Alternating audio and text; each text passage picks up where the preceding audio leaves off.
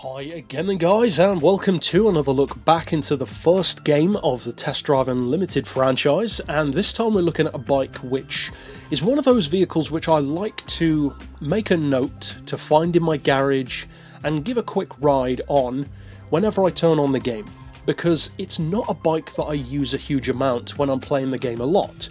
I'm sure there are vehicles like that for you guys as well when you play games such as Test Drive Unlimited, but also others too, like Project Gotham or Forza or Gran Turismo. There are certain cars that you really like, but you don't necessarily use them all the time. Maybe because there's no reason to, or there's not the opportunity to.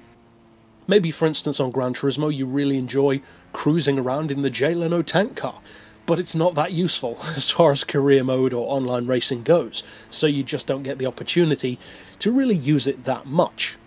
That's kind of the case with this bike. Now, unlike a tank car, it is a very competitive bike. Of course, it's a Ducati, they don't make bad bikes, but at the same time, you can quickly see from the specs at the start of the video, it can be bested, for sure. The MV Agusta is a faster bike, the Ninja ZX-10R is a faster bike and certainly a more brutal one. The ZX-12R DLC bike is infinitely faster. That's the fastest bike in the game, period. But this one is no slouch. And that's kind of always been the case with Ducati. If you look at their raw on-paper spec, in particular when it comes to top-end speed, they're often not as quick.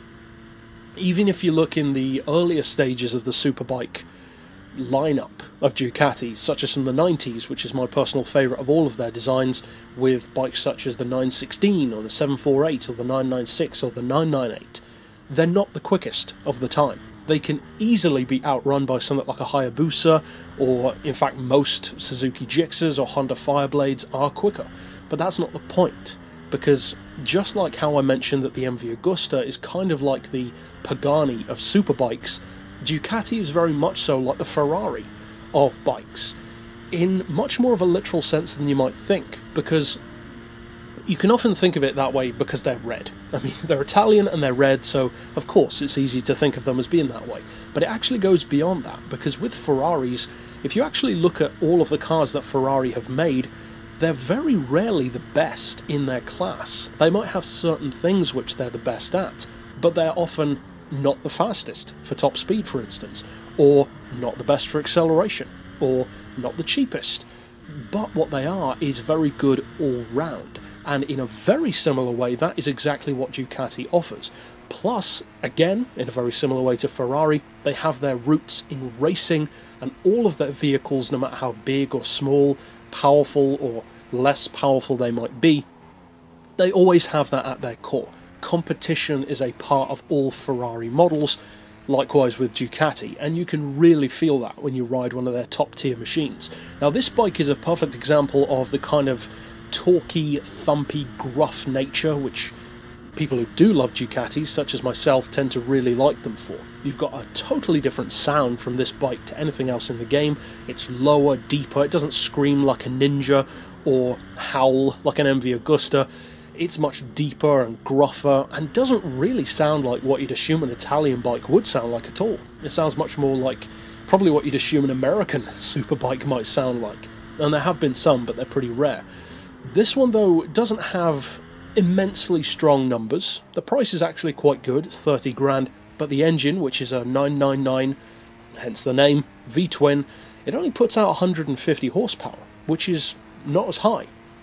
In fact, it's one of the weaker, if you want to put it that way, bikes of the MA class, which of course is the top tier. But it's got 86 pound-feet of torque, which is quite a lot for a superbike, and you can definitely feel that torque. You can kind of hear it as well.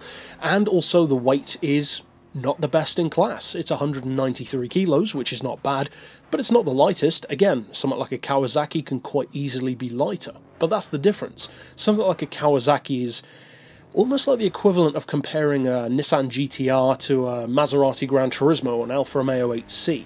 And in that equation, the Ducati is more like the latter, like the Maserati or the Alfa. It may not be quite as good, but it doesn't really matter, because it's just a really nice vehicle. That's kind of what Ducati's all about as well when it comes to their street bikes. But again, going back to that illusion of Ferrari, they are very competitive, and where this bike comes into its own is when it has an opportunity to be not just running down really long straights, because it can be beaten for sure. The top end speed is quite simply no way near the MV Agusta or the Ninja ZX-12R in particular, but when you introduce corners, that is when the bike really comes into its own, because Ducatis are often very, very good handling bikes, and this is no exception. You'd probably assume that it would feel a bit heavy, especially when you see the bike. It looks a little bit bulkier than some of the others, the weight is a little bit higher than you might expect, and even the sound is kind of deep and gruff and almost lazy sounding. But it's not. When you actually ride the bike, it's fantastic. You get such a rush riding any of the bikes in the game. And again, I mentioned that in the episode for the Kawasaki, or for the MV Agusta I should say. But with a Ducati superbike, such as this one, or their models from the 90s, there is definitely something different about them. Almost like they don't need to have the most power. They don't need to be the lightest, and they don't necessarily need to even be the fastest in a straight line, because they're really good all-rounders. Just like when you take out a Ferrari, something like a Scuderia, or an FF, or a California, a wide variety of models, when you take them around a track, they feel at home. Even though they may not set an all-time lap record, they definitely feel happy to be there as well as on the road. Likewise with this bike, it loves to compete, but it also loves to cruise. So it's not a bike which is going to destroy everything else, especially not in the bike classes, but it is still a competitive one when used correctly, and above all else, it's just a whole lot of fun to ride. So definitely worth checking out if you do go back and play the first game. And it was a real shame to see how many of these cool bikes were omitted from the second game. That was a real shame. But overall, that's it for this pick. Of course, I'll see you guys next time. And for now, as always, thanks for watching.